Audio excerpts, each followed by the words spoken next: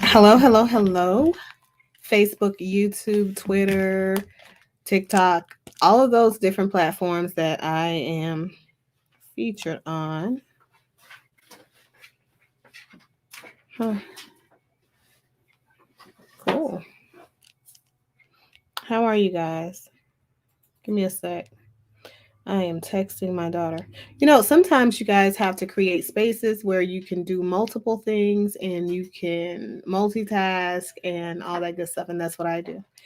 It's kind of what this particular broadcast is about. So,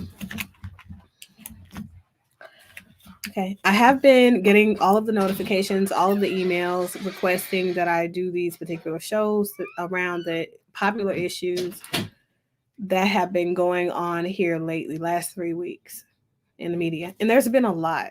Okay. The question that I have for you guys for today is, how are you controlling your filtration system? There is so much happening right now. Just so much. We are a party of so much of history, so much negative history. And it's not just this one mass shooting, mass murders. Okay. Hey, what's going on, Rush?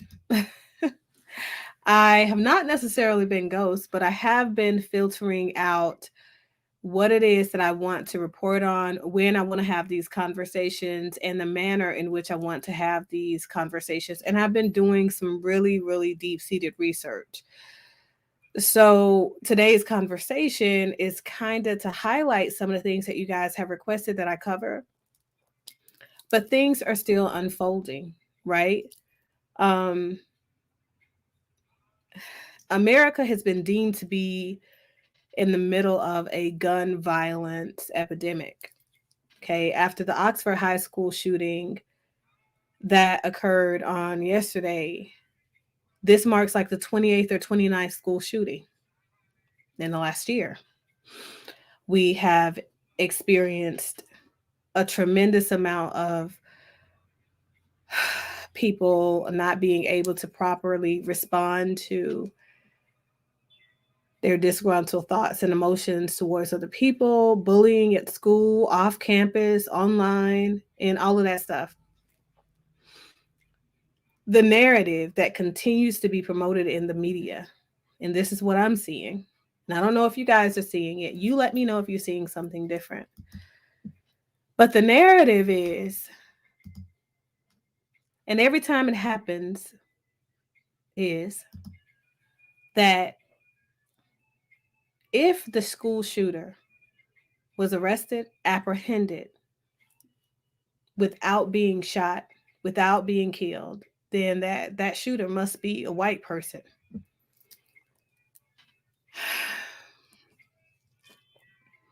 So I got to thinking, and I started looking into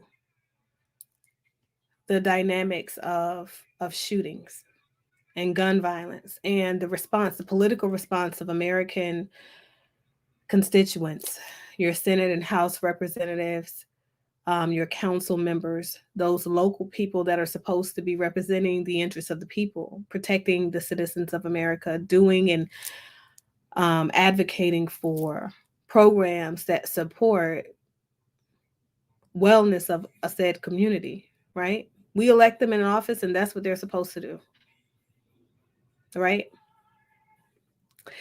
What I am starting to see is that there are more and more people who look at violence, gun violence, as a means to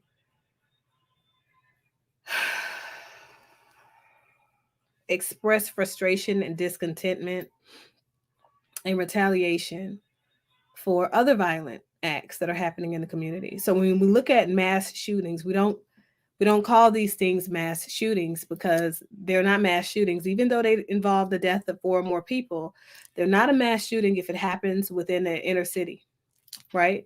It doesn't matter if these particular people don't know one another. It's not a domestic dispute, by the way, if these people don't know one another, if there is no filial relation between those people.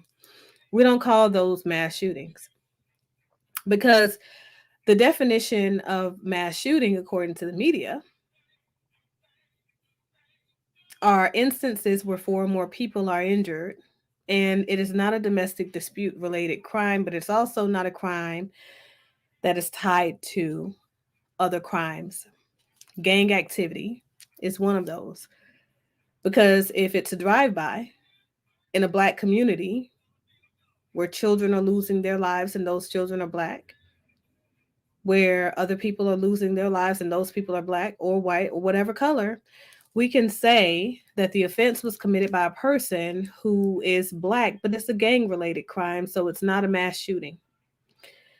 The mass murder that was committed by this young man, what's his name, Daryl, at the parade, Thanksgiving,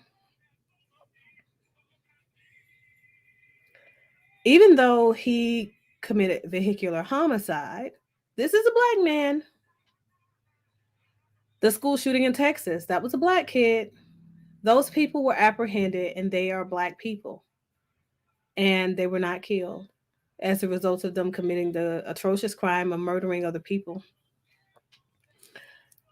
I'm a person who is anti death penalty for the vast majority of offenses. I believe that people should be locked up. I believe that people are due their day in court. You know, um, I believe in hard labor, though. I just don't believe in putting people to death because I do feel like people, human beings, atone for their sins sometimes at different points in their lives. But to get back to this, the way that we see the crimes that are unfolding around us has a lot to do with our conditioning element.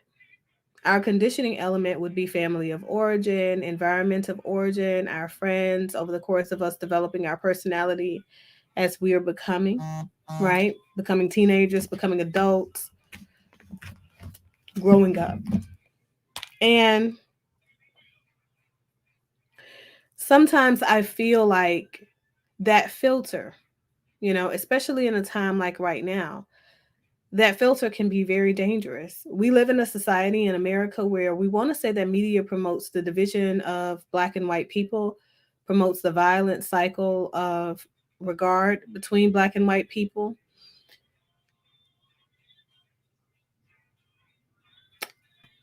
I just don't know how I feel about that though. I'm curious as to how you guys feel about it. But I don't feel like the media's objective is to promote violence amongst black people. But I also don't think that the media is quite concerned about the lives of so many black people because I feel like the narrative would then be police are not, the vast majority of the time, arresting or attempting to arrest black people, and as a result of their attempting to arrest black people, killing them. The narrative would be the facts. And the facts are, over the last year, double, over double the amount of people killed at the hands of a police officer as a means of, as a result of resisting arrest. The white people have been killed more frequently than the black people dying at the hands of police. Even before all of this unrest around the George Floyd situation, the numbers were overarching, seeing non-black people murdered by police in the process of apprehension. Now, does that mean that we should be running a comparative analysis and that's the way that we should go about this? No, I don't believe that, but I think that that's necessary. I think that it's necessary that we look at that and we look at the facts around that in order for us to make a case or a claim that this isn't about police and the brutality against black people. I think this is about police brutality in general.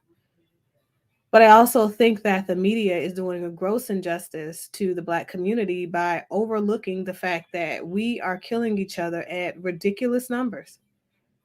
We are our own source of mass shootings. But the only time that the mass shootings in the black community draws outrage is when it happens at a school. That's concerning for me.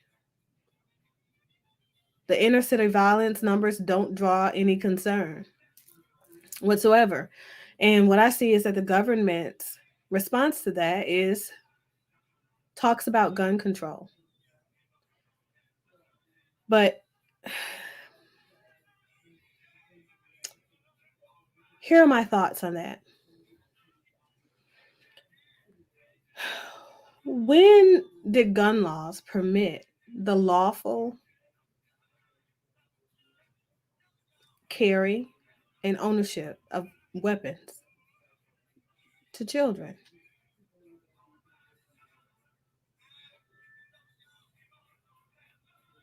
It doesn't.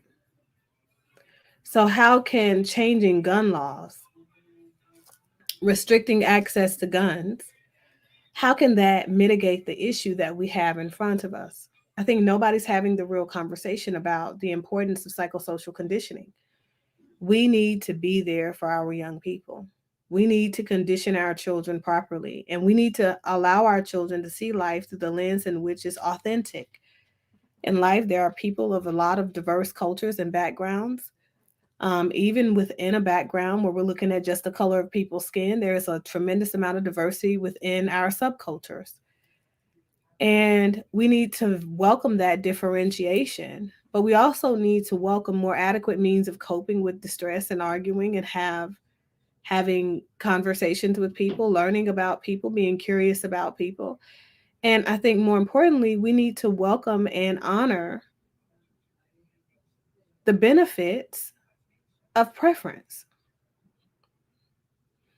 Even though we call it prejudice, right? A person can have a preference for a thing and still not have anything particular against another thing, right? So people could prefer to date women with short hair. Does that mean that that person is discriminating against me in a way that affects my physical safety? No. It just means that that person has their preference. Now, racism has been around, should I say colorism, and cultural prejudice has been around since the beginning of people. As long as there are people who are different, whether it is in relation to their religion, their cultural practices, the way they wear their hair, the way that they dress, right? Life decisions. Look at the discrimination against people who are part of the LGBTQIA plus community.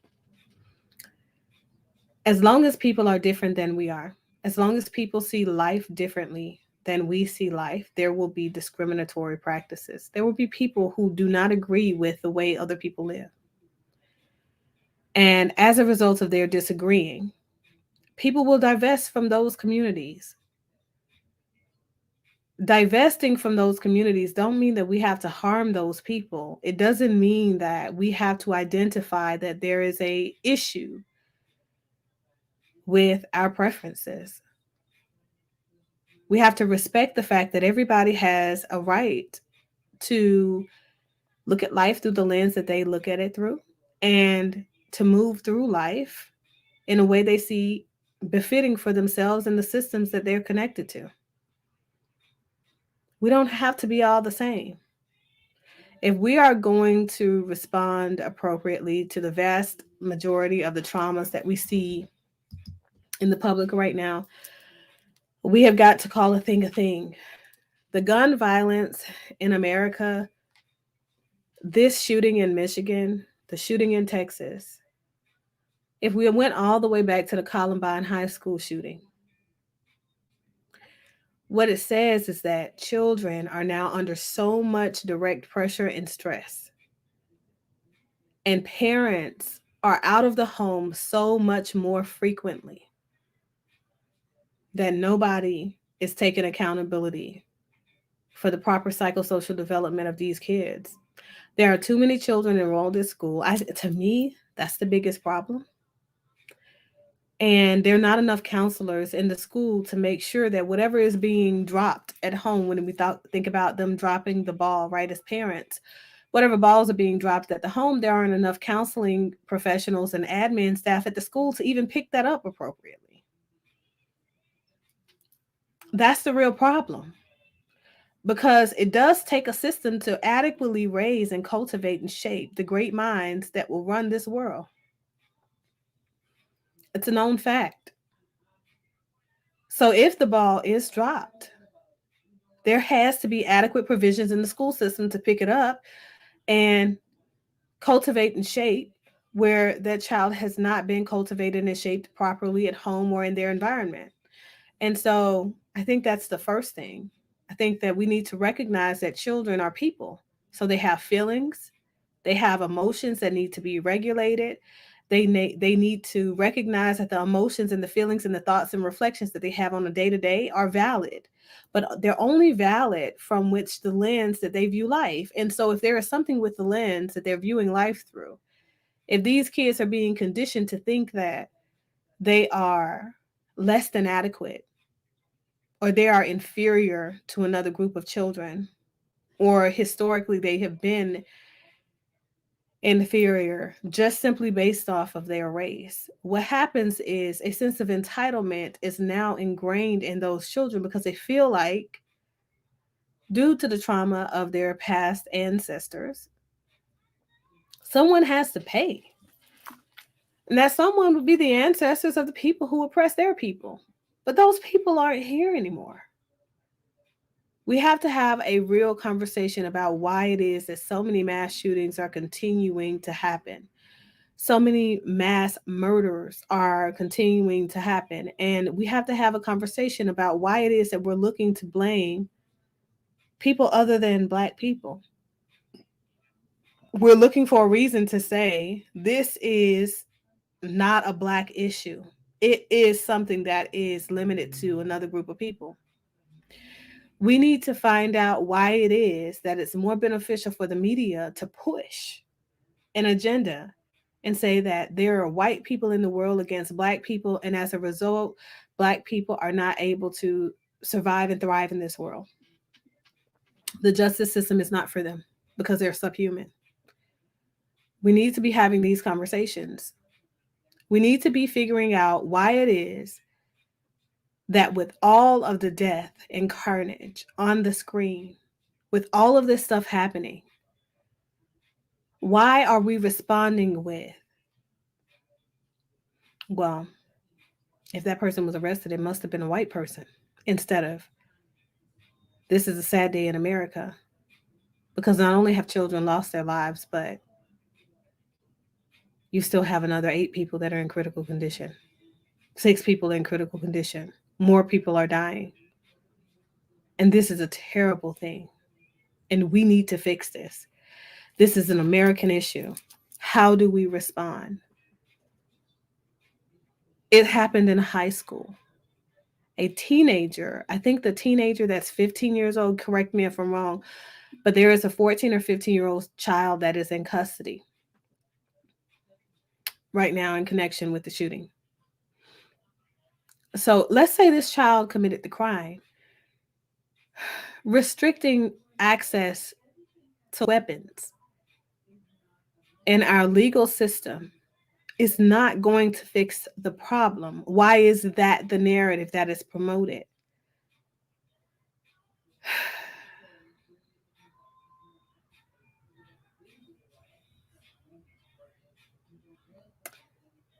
I don't know what the solution is, people, but I would like to ask you guys to reconsider where the conditioning of your receptors come from. Reconsider the first thoughts that come to mind when you hear there has been a mass shooting. Reconsider your first thoughts and reflections when you hear there has been a drive-by shooting. Reconsider what you intend to do when you first hear multiple people were shot at a gas station. How do you view these events? What are the things that you first jump to do? I want people to start doing some deep seated exploration so that maybe they can embark upon a journey of awakening. realizing that the world is so much bigger than the color of people's skin. It's so much bigger than discrimination and prejudice. The issues that we are facing right now in America is so much bigger. These issues are tremendous, and they have nothing to do with the race of folks. It has to do with these inundated systems of conditioning in which we are now programmed to respond to the world around us with. Those bias lensed, and inadequate coping skills for dealing with people who lead to our distress, inadequate healthy boundaries. Filter out how you take in what you take in from the media. Start there. Leave your comments below. Let me know what you think. Let me know how you think. Let me know what you've identified as the motivator or the motivating factor behind the actions that you find yourself compelled to engage in when you hear stories like this. It's just so much. But continue to let me know how you guys feel about this. And I'll be seeing you guys soon. Later day.